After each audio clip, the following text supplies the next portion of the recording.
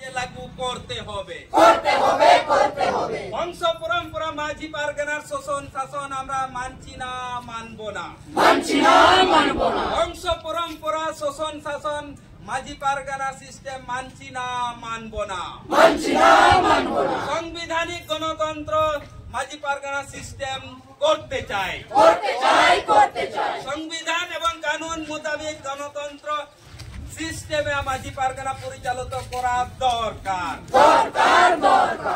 আছে যে block deputation এবং ধর্ণা প্রদর্শন ছিল সেটার দাবি ছিল আমাদের যে রাষ্ট্রপতির নামে ভিডিওর মাধ্যমে একটি স্মারকলিপি প্রদান করলাম।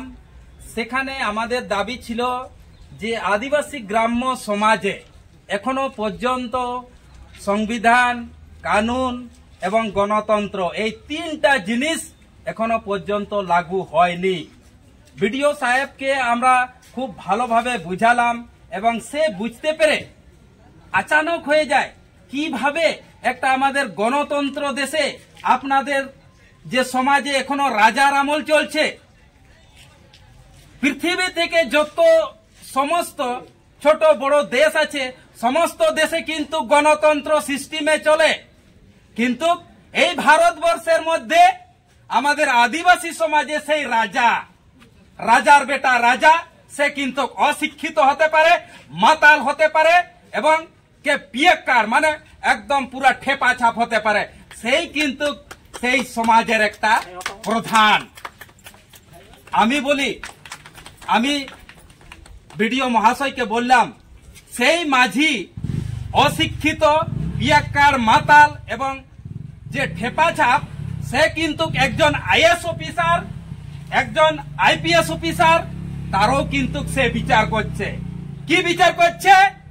সে কাউকে যদি বলে তাকে ডাইনি অপবাদ দিয়ে এক ঘরিয়া বা বহিষ্কার করা হয় সেটা কিন্তু চিফ জাস্টিসের মতো তার নির্দেশ কিন্তু পালন হচ্ছে।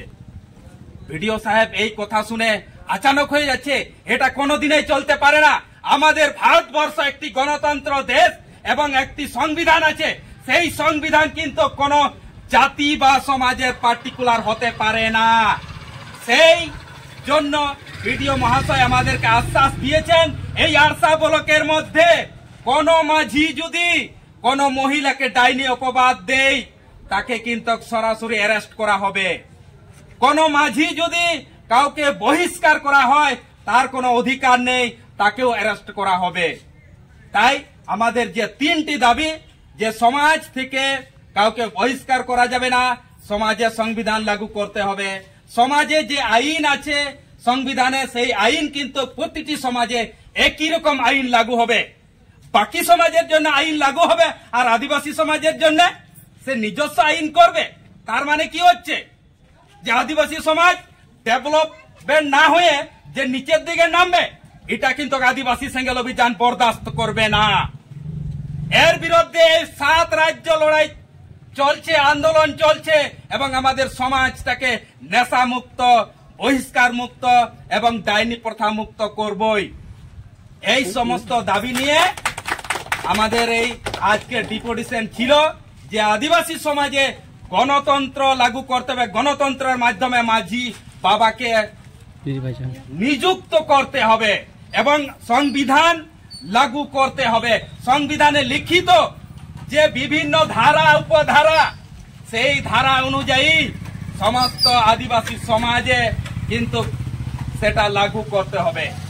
সেই সমস্ত দাবি ছিল, এই দাবি সমস্ত আমরা ভিডিও সাপের মাধ্যমে রাষ্ট্রপতিকে আজকের ডেপুটেশনের মাধ্যমে স্মারকলিপি প্রদান করলাম।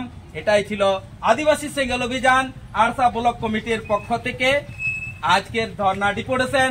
এখন আমরা আরসা পিএস পুলিশ স্টেশন আইসির ওসি আছে উনার সঙ্গেও দেখা করব এবং সেখানে আমরা তাকেও আমাদের যে স্মারকলিপি সেটা আমরা প্রদান করব।